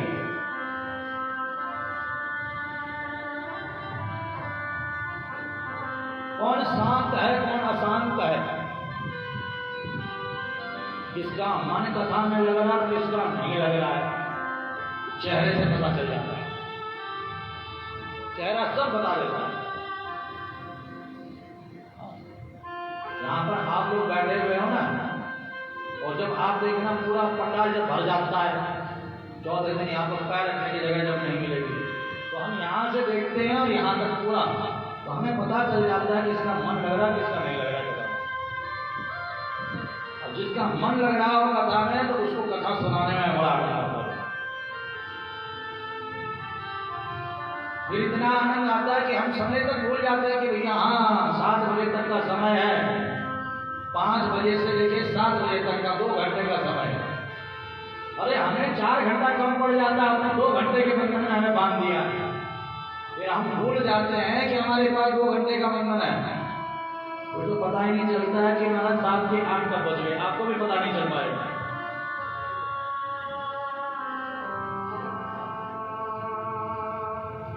ये चेहरे से सब पता चल जाता है कि आनंद आ रहा है कि नहीं आ रहा है। और जब आपको आनंद आ रहा होता है तो वक्ता को अपने आप ही आनंद आने लग जाता है, और जब वक्ता को आनंद आ रहा हो तो श्रोता को भी इतना आनंद आता है वो भूल ही जाता है कि 7 से 8 बजे। ये आनंद ऐसी चीज है कि लोग लाखों करोड़ रुपया खर्च करते हैं आनंद को पाने के लिए, क्लबों में जाकर के, किट्टी पार्टियों में जाकर के, डिस्को डांस में जाकर के लाखों रुपया हजारों रुपए खर्च करते हैं कि नहीं करते हैं? आए दिन महाराज लोगों की पार्टियां चलती है, हर हफ्ते पार्टी चलती है, हर दिन पार्टियां चलती है, किसी के आनंद के लिए। शराब की बोतलें खुलती है, निरपराध पशु मारे जाते हैं, किसके लिए? आनंद के लिए। परंतु यहाँ पर बिना कर्म किए ही ठाकुर जी के चरणों में बैठते ही आपको इतना आनंद प्राप्त हो जाता है, इतना आनंद प्राप्त हो जाता है, फिर आपको ऐसी वैसी जगहों पर आनंद नहीं आता है, तो कथा में ही आनंद आने लगता है। फिर तो मन करता है कि और सुने और सुने और सुने, ये सेवा करने का मन करता है, अपना सारा काम छोड़ करके मन करता है कथा में जाए, चाहे 2 मिनट के लिए जाए। अभी अभी हमारा सागर आया था, चले भी गया, कहीं भी कथा होती है महाराज पहुंच जाता है, क्योंकि आनंद आता है कथा में। अरे यही हो, ये आनंद आपको रोज आना है, रोज, ठीक है? वृंदावन बिहारी लाल की। क्यों समझे भैया, ये आनंद परम आनंद है, जीवन का परम धन है ये। तो यहाँ पर महाराज चेहरे से पता चल जाता है किसको आनंद आ रहा है किसको नहीं आ रहा है, कौन दुखी है कौन सुखी है, चेहरा से पता चलता है। नारद जी का चेहरा देखते ही शरद कुमार ने कहा तुम दुखी हो, किस बात का दुख है तुम्हें? मैं वृंदावन से आ रहा हूँ, भक्ति ज्ञान गारा के दुखी है, उनके दुख को दूर करने के चक्करों में खुद ही दुखी हो गया।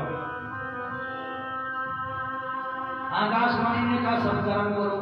अब ये सत्कर्म क्या है? वेद का पाठ मैंने कर दिया, वेदांत का पाठ मैंने कर दिया, गीता का पाठ मैंने कर दिया, अब क्या शेष रह गया? अब यहाँ पर संत कुमार कहते हैं नारद शतकर्म सूचको नूनम ज्ञान यज्ञ स्मृति बुधे श्रीमद् भागवतालाप शतगीता शतादि। श्रीमद् भागवत महात्मा के दूसरे अध्याय के 7वें श्लोक में सनत कुमारों ने कहा है इस कलिकाल में जो ज्ञान यज्ञ है उसी को सत्कर्म कहा है, और ज्ञान यज्ञ क्या है? श्रीमद् भागवत सप्ताह ज्ञान, श्रीमद् भागवत कथा। यदि तुम भक्ति ज्ञान वैराग्य का दुख दूर करना चाहते हो, भागवत कथा का आयोजन करो। बोले श्रीमद् भागवत महापुराण की। नारद जी ने कह दिया कि ज्ञान यज्ञ करिष्यामि सुख शास्त्र कठोरबलम भक्ति ज्ञान स्थापनार्थम भक्ति ज्ञान विरागाणाम स्थापनार्थम प्रियतमा ज्ञान यज्ञ करिष्यामि। मैं इस ज्ञान यज्ञ को, भागवत ज्ञान यज्ञ को करूंगा, भक्ति ज्ञान वैराग्य के निमित्त करूंगा। जन जन में भक्ति हो, मनुष्य मात्र प्रत्येक मनुष्य के भीतर भक्ति हो, प्रत्येक मनुष्य के भीतर ज्ञान हो, घर में रहते हुए भी वैराग्य हो, भगवान की शरणागति बनी रहे। इस संकल्प को लेकर के नहीं ज्ञान यज्ञ करिष्यामि, भागवत ज्ञान यज्ञ को करूंगा। आप मुझे स्थान बताओ कहां पर करना है? सनत कुमारों ने कहा हरिद्वार, क्योंकि द्वार पर दीपक जलाओगे तो भीतर भी उजाला होगा, बाहर भी उजाला होगा। आप जलाना दीपक कभी लाइट भागे तो भीतर कमरे में जलाओगे तो कमरे तक ही उजाला रहेगा, और अगर बीच देहली पर दीपक जलाओगे तो बाहर भी उजाला जाएगा, भीतर भी उजाला जाएगा। करके देखो,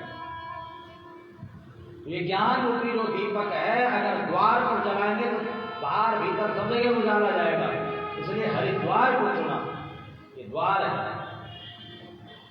यहीं से बद्रीनाथ जाया जाता है, यहीं से केदारनाथ जाया जाता है, ये द्वार है। बद्रीनाथ में नारायण है और केदारनाथ में शंकर जी हैं। ये शंकर जी तक और भगवान नारायण तक पहुंचने का द्वार है। नारद जी ने हरिद्वार में आकर गंगा जी के पावन तट पर सुंदर व्यासपीठ बनाई। सनत कुमार व्यास जी पर विराजमान हो गए। श्रोता अथाह श्रोता उपस्थित हो गए। पहले समय पर जब कथा कीर्तन होता था तो महाराज लोगों को बुलाना नहीं पड़ता था, बस पता लग जाए कहीं कथा हो रही है, कीर्तन हो रहा है, अपने आप हमारा दृष्टि वानप्रस्थी सन्यासी ब्रह्मचारी सब इकट्ठा हो जाए, बड़ी भीड़ लग जाती थी। हमें याद है जब हमने यहाँ पर पहली कथा 2009 में की थी, वो बाहर तक जो है पब्लिक रहती थी खड़ी। ये रैली के भीतर तब ये रैली नहीं थी, और भीतर यह माँ के चरणों में व्यासपीठ लगा था, और अथाह कुछ भी नहीं। हमारी नीलू बहन कह रही थी जब यहाँ पर कथा हुई उसके बाद जो है महामाई की कृपा से, भागवत जी की कृपा से जो है यहाँ पर चकाचक आनंद हो गया। और ऐसे पंजाबी धर्मशाला में जब पहली बार कथा की थी तब भी वहाँ पर महाराज व्यवस्था ठीक नहीं थी, परंतु अब वहाँ जाकर के व्यवस्था देखो चकाचक हो गई। भागवत जी महाराज तो कल्प वृक्ष है, भुक्ति मुक्ति दात की भागवत। एक कल्प वृक्ष स्वर्ग में है तो एक पृथ्वी पर है। स्वर्ग का कल्प वृक्ष भोग दे सकता, मोक्ष नहीं दे सकता, परंतु ये भागवत की जो कल्प वृक्ष है ये भुक्ति मुक्ति जाति का भोगों को भी देता है, मनुष्य को भी देता है, चकाचक आनंद बनाकर रखता है। तो महाराज व्यास पीठ लगी, अथाह श्रोता आ गए, शरद कुमारों ने कथा सुनानी प्रारंभ कर दी। सदा सेव्य श्रीमद्भागवती कथा यस्या श्रवणमात्रेण हरिचित्तं समाश्रयेत्। श्रीमद्भागवत महात्मा के तीसरे अध्याय का 25वां श्लोक आप देखिए। इस श्लोक में सनत कुमार कथा का श्रवण करा रहे और कह रहे हैं सदा सेव्य, एक दिन से काम नहीं चलेगा, रोज इस कथा को सुनो, इस अमृत को सुनो, इस अमृत का पान करो, रोज सदा सेव्य। जैसे हर समय श्वास लेते हैं वैसे हर समय भगवान का नाम भी सुनो और भगवान का नाम भी लो। क्या होगा? हरिश्चित्तम समाश्रयेत्, भगवान श्री हरि आपके हृदय में विराजमान हो जाएंगे। और महाराज तीसरे अध्याय के 42वें श्लोक में तो बड़ी सुंदर बात कह दी संत कुमारों ने। क्या कहा पता है आपको? आजन्म मात्रमपि येन सखेन किंचित् चित्तं विधाय सुखशास्त्र कथा न पीता चांडाल वचकर वदते न नीतम मिथ्या स्वजन्म जननी जन दुख भाज। अरे बहन जी जा रही हो, इधर आ जाओ, ये ले जाओ। अरे हमारे निगरानी जी बड़ा सुंदर प्रसाद लाए आपके लिए। अरे वृंदावन बिहारी लाल की राधे राधे। जन्म मात्र नव्येन सखेन किंचित् चित्तं विधाय सुखशास्त्र कथा न पीता चांडाल वचकर वदते न नीतम मिथ्या स्वजन्म जननी जन दुख भाजन। इस श्लोक में संत कुमार कहते हैं कि जिसने मनुष्य जन्म पाकर के मनुष्य जन्म को सार्थक करने के लिए श्रीमद् भागवत कथा का पाठ नहीं किया और कहीं कथा हो रही है तो जाकर के कथा नहीं सुनी, समर्थवान होकर के कथा में सेवा नहीं की, कथा का आयोजन नहीं कराया, तो उसने चांडाल की तरह, गधे की तरह अपना जीवन व्यर्थ में गंवा दिया। और तो और जननी तो दुख भाग, जिस मां ने 9 महीने तक गर्भ में रखा उस मां के गर्भ को भी कलंकित कर दिया। योगात गर्जत सप्ताहो ज्ञानात गर्जति किम ब्रूमो गर्जन तस्य रे गर्जति गर्जति। जब श्रीमद् भागवत की गर्जना होती है तो सबकी गर्जना फीकी पड़ जाती है, क्योंकि ये भागवत साक्षात भगवान श्री कृष्ण का श्री विग्रह है। स्वकीयं यत् भवेतेज तच्च भागवते भाग विरोधाय प्रविष्टोयं श्रीमद्भागवतार्णवम्। साक्षात भगवान श्री कृष्ण इस कलिकाल में भागवत के रूप में विराजमान है और इस भागवत के प्रभाव से ही आज हमारा जन जन में धर्म का प्रचार हो रहा है, भक्ति का प्रचार हो रहा है, ज्ञान का प्रचार हो रहा है।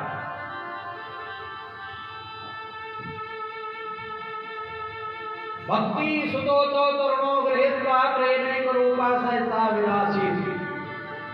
कथा चल ही रही थी, भक्ति ज्ञान धारा के प्रकट होकर के दादा दैया करके नाचने लगे और वहीं पर भगवान नारायण प्रकट हो गए। बोले लक्ष्मी नारायण भगवान की। नारायण प्रभु ने कहा मांगो क्या वरदान चाहिए। कहा प्रभु आज से जहां भी आपकी कथा हो भक्ति ज्ञान वैराग्य ऐसे ही प्रकट होकर के भक्तों के हृदय में विराजमान हो जाए और आप ऐसे ही दर्शन दे करके भक्तों की मनोकामना को पूर्ण करो।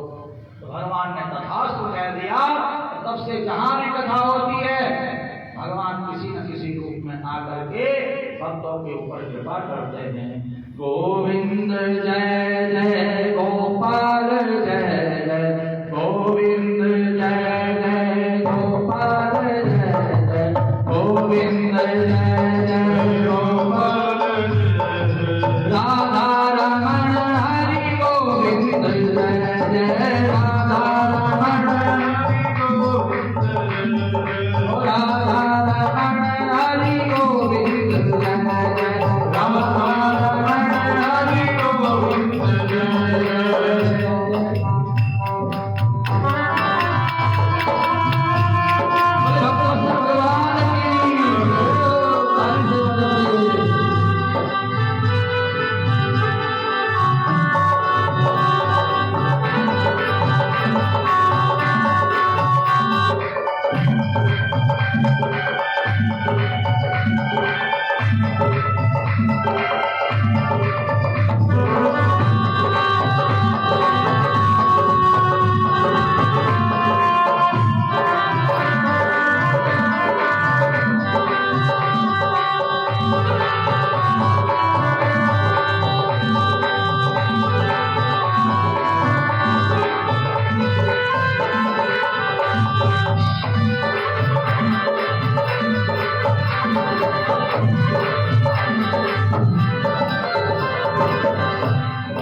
ब्रह्मा की जय जय विष्णु की जय जय ब्रह्मा की जय जय विष्णु की जय ब्रह्मा की जय जय विष्णु की जय जय ब्रह्मा की जय जय विष्णु की जय उमापति शिव शंकर की जय जय उमापति शिव शंकर की जय जय उमापति शिव शंकर की जय जय उमापति शिव शंकर की जय जय गोविंद जय जय गोपाल जय जय गोविंद जय जय गोपाल जय राधा रमण हरि गोविंद जय जय राधा रमण हरि गोविंद जय जय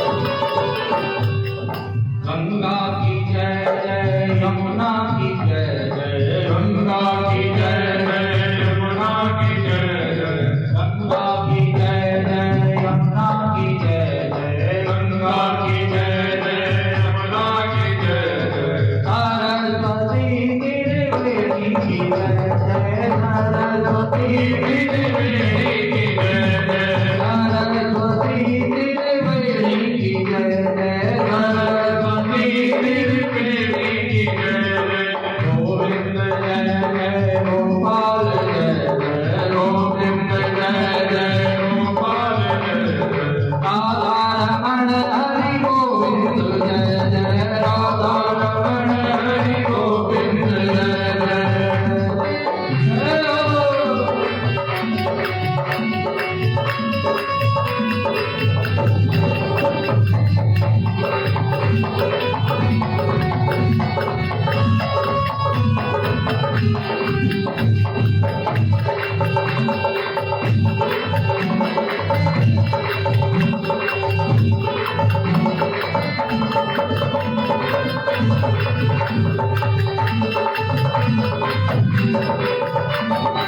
राधा की जय जय रुक्मणी की जय जय राधा की जय जय रुक्मणी की जय जय राधा की जय जय रुक्मणी की जय जय राधा की जय जय रुक्मणी की जय जय मोरे मुकुट बंसी वाले की जय जय मोरे मुकुट बंसी वाले की जय जय मोरे मुकुट बंसी वाले की जय जय मोरे मुकुट बंसी वाले की जय जय गोविंद जय जय गोपाल जय जय गोविंद जय जय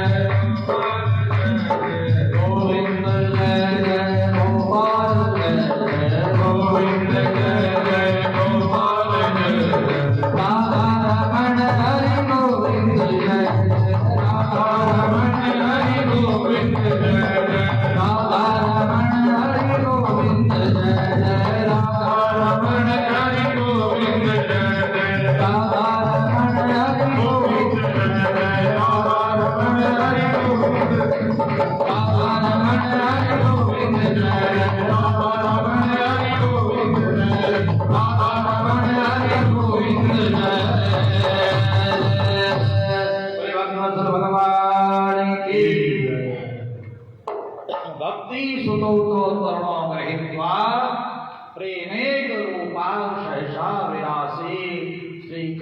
गोविंद हरे मुरारी नाथे तेना माने मुहुर वदंती।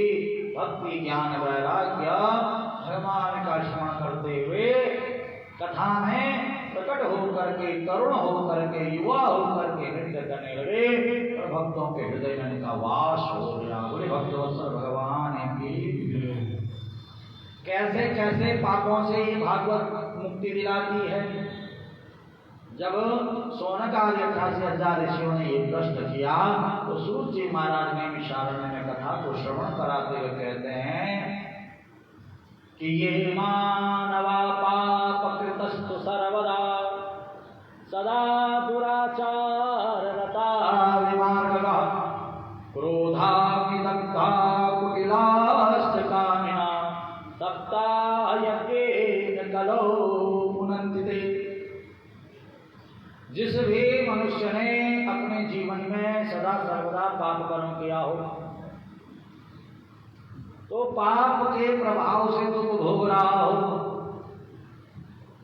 भागवत की शरण में आए तो भागवत ज्ञान गंगा में उसके सारे पाप बह जाते हैं, धुल जाते हैं, नष्ट हो जाते हैं। 5 प्रकार के महापाप भागवत में वर्णन मिलता है। श्रीमद् भागवत महापुराण के चौथे महात्मा के चौथे अध्याय का 13वां श्लोक आप देखिएगा।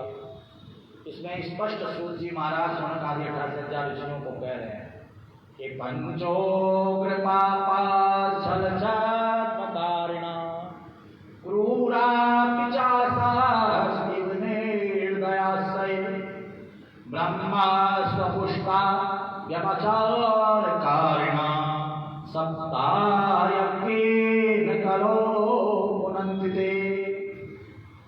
5 प्रकार के जो महापाप है कौन कौन से। ब्रह्म घनस्तेव गो घनश्च श्वाणते चमद्यप तत्संसर्गिश्च उग्रश्च उग्र पापा प्रकीर्तिता। पहले नंबर का पाप जो संतों से, ब्राह्मणों से, भक्तों से द्वेष करता है, द्वेष बुद्धि रखता है, द्वेष भाव रखता है। पहले नंबर का पापी वो चाहे कोई भी। दूसरे नंबर का पापी कौन है। जो गो हत्या कर रहा है, जो गो हत्या होते हुए देख करके भी मौन है, कुछ नहीं बोल रहा है, और जो गो ग्रास नहीं निकालता है, तो दूसरे नंबर का पापी है। उसमें चाहे आप हो चाहे मैं हूं, कोई भी। तीसरे नंबर का पापी कौन है। जो दूसरे के अधिकार को अपना अधिकार बनाता है, दूसरे के अधिकार का हनन करता है, दूसरे अधिकार को छीनता है, दूसरे के अधिकार पर कब्जा करके बैठ जाता है। तीसरे नंबर का पापी। चौथे नंबर का पापी कौन है। जो शराब पी करके, मांस भक्षण करके, गाली गलौज करके घर में कलह क्लेश करता है। 5वें नंबर का पापी कौन है। जो इन चारों में से किसी एक का भी संग करता है, दोस्ती रखता है, इन चारों में से किसी एक से भी अपना संबंध रखता है, 5वें नंबर का पापी। यदि ऐसे लोग भी कथा में आए और कथा सुनकर के कान पकड़ करके क्षमा मांग ले कि आज के बाद हम कोई गलत काम नहीं करेंगे, ये भागवत जी उसके पिछले सभी किए गए गलत कामों को क्षमा कर देती है, सीधा समाप्त कर देती है, भस्म कर देती है, और आगे उसका जीवन मंगलमय बीतता है और आगे भगवान के चरणों की सेवा भक्ति बनी रहती है। तो भगवान अपने लोक में उसे स्थान देते हैं। श्रीमद् भागवत महापुराण की और तो और जीते जी भागवत कल्याण करती है। मरने के बाद यदि किसी मृतक आत्मा के निमित्त, अपने माता जी के निमित्त, पिताजी के निमित्त, दादाजी के निमित्त, अपने पितरों के निमित्त यदि हम भागवत कथा का आयोजन करते हैं तो हमारे पितरों को मोक्ष मिल जाता है। जन्म पत्रिका में चाहे कैसा भी पितृदोष क्यों ना हो, सारा का सारा पितृदोष भागवत के प्रभाव से समाप्त हो जाता है।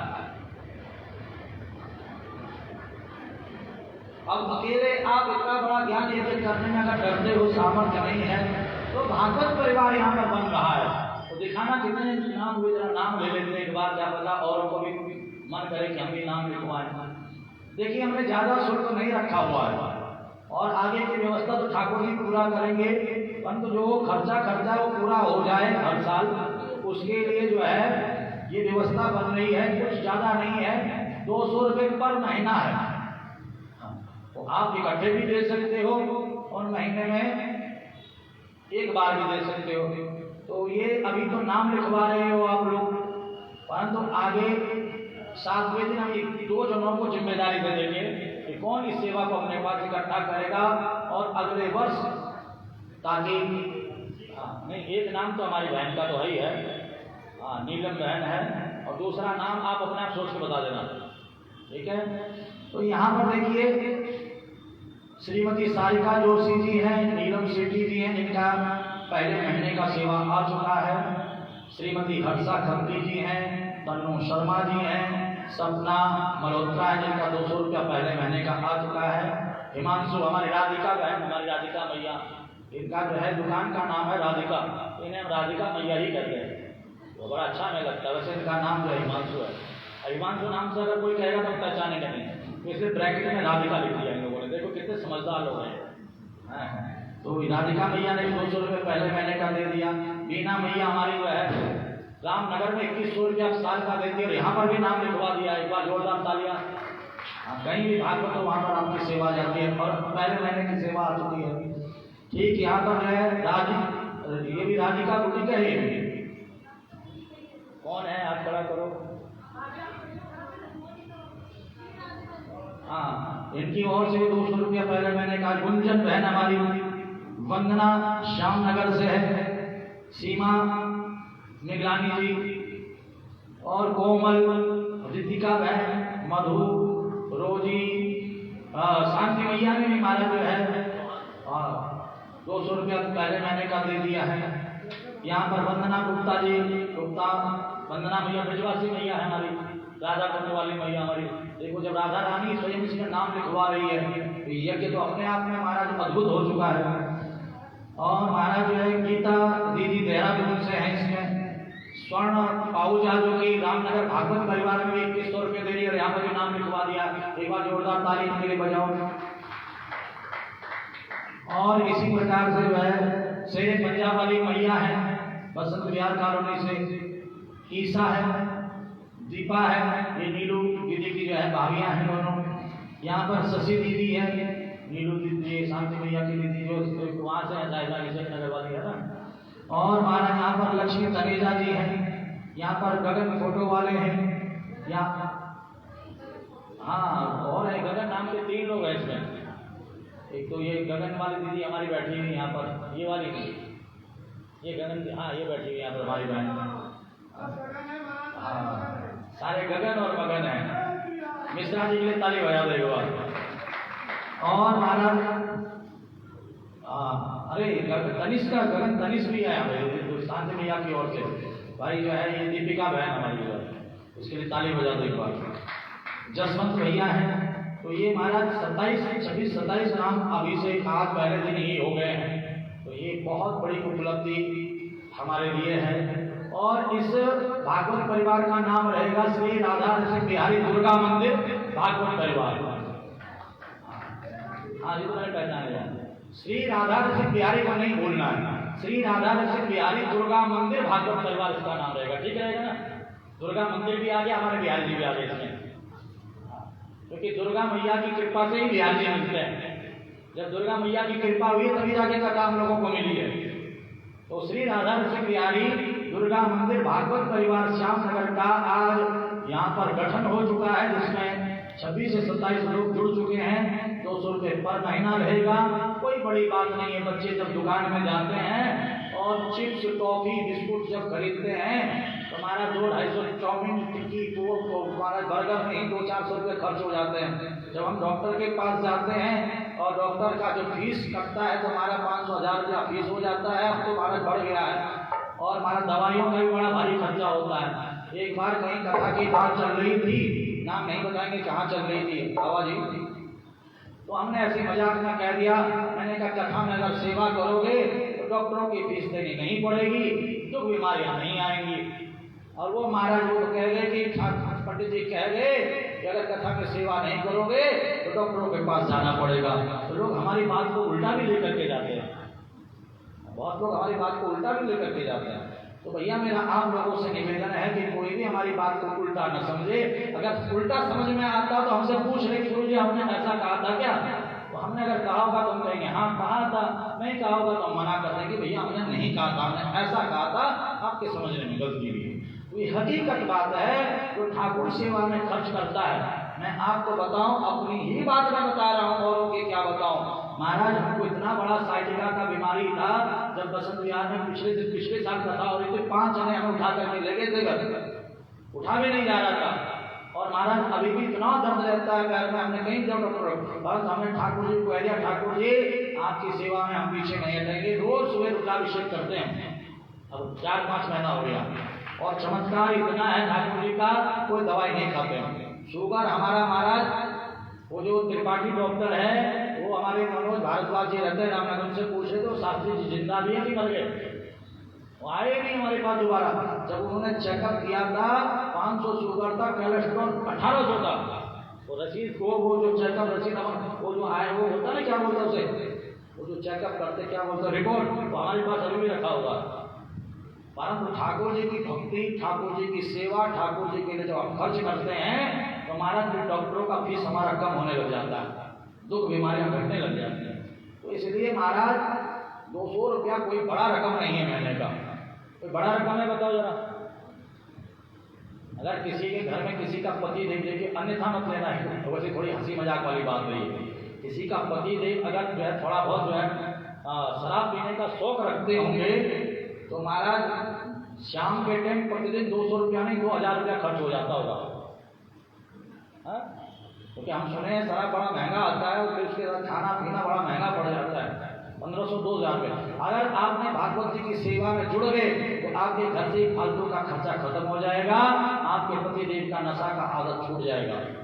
हकीकत है, सत्यता है, इसका उदाहरण भी हमारे पास है। तो हमारा बहुत प्यारा शिष्य है दीपक गुप्ता, और तो और हमारा जो है सबसे पहले भागवत गठन करने वाला आपका ही बच्चा है चिराग, रामनगर में। सारी बुरी आदतें छूट गई है, उससे भागवत जी की सेवा में लगा है, सब कुछ छोड़ दिया है। और थोड़ा बहुत जो गुस्सा है, मुझे विश्वास है धीरे धीरे वो भी छूट जाएगा। ये भागवत जीवन को परिवर्तित कर देती है, बदल देती है। तो इसलिए महाराज आज मुझे बड़ी खुशी हो रही है कि हम 5 वर्षों से कह रहे थे नीलू दीदी से कि भैया परिवार बनाओ ताकि किसी एक के ऊपर जो जबरदस्ती बोझ न पड़े, तो बड़ी आसानी से हरि नाम होता रहे, हरि चर्चा होती रहे। तो ये बहुत अच्छा आज जो है ठाकुर जी के चरणों में आपने अपना एक परिवार, एक गुलदस्ता समर्पित किया है। इसके लिए मैं श्री राधा कृष्ण बिहारी दुर्गा मंदिर भागवत परिवार को, श्यामनगर भागवत परिवार को बहुत बहुत आशीर्वाद, बहुत बहुत साधुवाद देता हूँ, बहुत बहुत बधाई देता हूँ। ये भागवत जीते जी कल्याण करती है और मरने के बाद हमारे पितरों का भी उद्धार कर देती है, मरने के बाद हमारा उद्धार कर देती है। धुंधकारी की कथा श्रीमद् भागवत महापुराण के महात्मा के 4थे अध्याय में आती है। धुंधकारी मरने के बाद प्रेत योनि में चले गया था, आत्मा भटक रही थी उसकी। गोकर्ण जी को जब इस बात का पता चला तो गोकर्ण जी ने श्रीमद् भागवत कथा का आयोजन किया, जिस कथा के प्रभाव से धुंधकारी प्रेत योनि से मुक्त हो गया और स्वयं भगवान का रूप धारण करके प्रकट होकर के कहता है कि धन्या भागवती वार्ता प्रेत पीड़ा विनाशनी। धन्य है ये भागवत की कथा जो प्रेत योनि से ही मुक्ति दिला देती है। श्रीमद् भागवत महापुराण की आवाज नहीं आई आपकी। जय जोली, क्या नाम है तेरा? ये दोनों भाइयों का नाम भूल जाता हूँ, जय और जोली, जोली को जय समझ जाता हूँ। हाँ ये भी ले लो, उठा लो। तो धन्या भागवती वार्ता प्रेत पीड़ा विनाशनी, धन्य है भागवत की कथा। तो ये भागवत की कथा आज यहाँ पर माँ दुर्गा जी के चरणों में, माँ गंगा जी के तट पर प्रारंभ हुई है। जो लोग जजमान बन रहे हैं, जो इस कथा में आ रहे हैं, जिन्होंने कलश उठाया है, वैसे नियम तो बहुत सारे हैं इस कथा के, परंतु वो नियम सत्युग त्रेता द्वापर में संभव हो सकते थे। आज से 10 साल 15 साल पहले नियम हो सकते थे, क्योंकि उस समय शुद्ध हवा थी, शुद्ध भोजन था, शुद्ध अन्न था, शुद्ध जल था। आज हर चीज में केमिकल है, शरीर का सामर्थ्य धीरे धीरे खत्म हो रहा है। तो आप लोग नियम नहीं पालन कर पाते, कोई बात नहीं, परंतु भाव आपका शुद्ध होना चाहिए। भाव का भूखाओं में भाव ही बस सार है, भाव से भजने मुझे तो भाव से बेड़ा पार है। परंतु फिर भी 2-4 नियम है जो आप कर सकते हो, वही मैं आपको बता रहा हूं। एक तो इन 7 दिनों में आपके घर पर प्याज, लहसुन, मांस, मदिरे का प्रयोग न हो, ये तो आप जरूर कर सकते हो। दूसरा, नाखून, दाढ़ी, बाल न काटें, ये भी आप कर सकते हो, अनुष्ठान में बैठे हो आप। तीसरा, ब्रह्मचर्य का प्रयोग करें, ब्रह्मचर्य से रहें, गुस्सा बिल्कुल न करें, गाली गलौज बिल्कुल न करें, निंदा चुगली बिल्कुल मत करें। कोई भी मिले किसी की बुराई नहीं करनी है, पर ठाकुर चर्चा, हर चर्चा भागवत चर्चा करनी है। हर समय मन में आपके ओम नमो भगवते वासुदेवाय या राधे राधे चलते रहना चाहिए। इतना तो कर ही सकते हो। सुबह पूजन में हो सके तो सब लोग आकर के बैठो, मुख्य जजमान तो रह ही रहेगा, और लोग भी आकर के बैठो, उत्सव जैसा आपका पूजन लगना चाहिए। और महाराज 4 बजे आप लोग यहाँ पर उपस्थित हो जाओ, तब जाके 4:30 से कथा प्रारंभ होगी और 7 बजे विश्राम होगी। अरे 3 घंटा आप नहीं दे सकते, कम से कम 2.5 घंटा तो दे दो, ठीक है। और 4 बजे अगर हम यहाँ पर बैठेंगे तो करते कराते जो है 5 बजे शुरू होगी और 7 बजे हो, तो 2 ही घंटा बचेगा हमारे पास। तो इसके लिए आप लोगों से थोड़ा सा समय का भिक्षा मांग रहे हैं, क्योंकि अगर समय कम होता है हमारे पास तो हमारा आनंद खराब हो जाता है। तो आज तो हम आपको समय से छोड़ दे रहे हैं, कल 5 मिनट और ज्यादा आपका ले लेंगे, ठीक है, धीरे धीरे समय बढ़ाएंगे आपका, कल 5 मिनट और ले लेंगे आपका। तो आप सभी ने यहाँ पर आए, कलश यात्रा में बहुत आनंद आया। आज सुबह मैं सोच रहा था गर्मी पड़ रही है, कोई आएगा कि नहीं आएगा। पिछली बार तो बरसात पड़ रही थी कलश यात्रा के समय पर, बहुत आनंद आया था। अब इस बार मैं देखा कि बरसात का तो समय लग नहीं रहा है, परंतु मैं देखा तो कलश यात्रा में बहुत आनंद, यहाँ पर हमारे बहुत सारे भाई यहाँ पर थे, और हमारे जो है ये टेंट जो लगाया है गुलशन ने बड़े सुंदर भजन गाए। हमारे नीलांडी क्या नाम इनका, ये जो है संजय भैया, संजय शर्मा जी, हमारे बहुत सुंदर सुंदर भजन यहाँ पर गाए। एक भाई हमारा बड़ा जो जवान का युवा था, वो नाम पता नहीं, काके भैया, बहुत सुंदर उसने भी भजन गाया। तो महाराज 1 घंटा तो भजन में ही मारा, नाचते कूदते ही बीत गया, यहाँ पर पता ही नहीं चला। इतना दिव्य आनंद यहाँ पर बरसा। तो अब कथा में भी हम सोच रहे थे गर्मी का टाइम है, कोई आएगा नहीं आएगा, परंतु आप काफी संख्या में आज आए हो, तो कल और आएंगे, परसों, और यहाँ पर तो चौथे दिन पैर रखने की जगह नहीं मिलेगी आप लोगों को। इतना आनंद यहाँ पर बरसेगा, क्योंकि माँ अपने बच्चों को अपने आप खींच करके लाती है। जो माँ का होता है, जो ठाकुर जी का होता है, वो अपने आप खींचा चला आता है। तो आप सबको प्रथम दिवस की मैं बहुत बहुत शुभकामनाएं देता हूँ, बहुत बहुत आशीर्वाद देता हूँ। आइए हमारे आशीष के साथ एक भजन का आनंद लें। जिसका भी भाव नृत्य करने का हो वो नृत्य कर सकता है, क्योंकि नवदा भक्ति में श्रवणम कीर्तनम विष्णु स्मरणम पाद सेवनम अर्चनम वंदनम दास्यम सख्यम आत्म निवेदनम, ये कीर्तन भक्ति है। और कीर्तन भक्ति में नृत्य भक्ति भी हमारा, तो जिसका भाव नृत्य का हो तो नृत्य भी कर सकता है, नहीं तो ताली से बात जरूर करें। बोले बांके बिहारी लाल की, कृष्ण कन्हैया लाल की। मेरी सरकार का दीदार बड़ा प्यारा है, मेरी सरकार का दीदार बड़ा प्यारा है। किसने मेरा प्यारा को बड़ा प्यारा है, मेरा प्यारा को बड़ा प्यारा है। किसने मेरा प्यारा को बड़ा प्यारा है, मेरा प्यारा को बड़ा प्यारा है। मेरी सरकार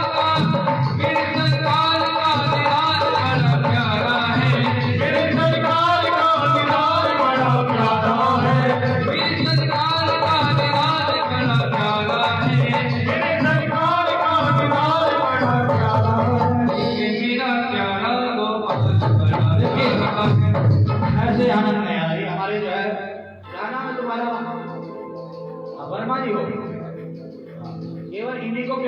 राधा मेरा कृष्ण, औरों को नहीं लगता है। जिस जिसको प्यारा लगता है मैं अपने स्थान पर खड़े होकर के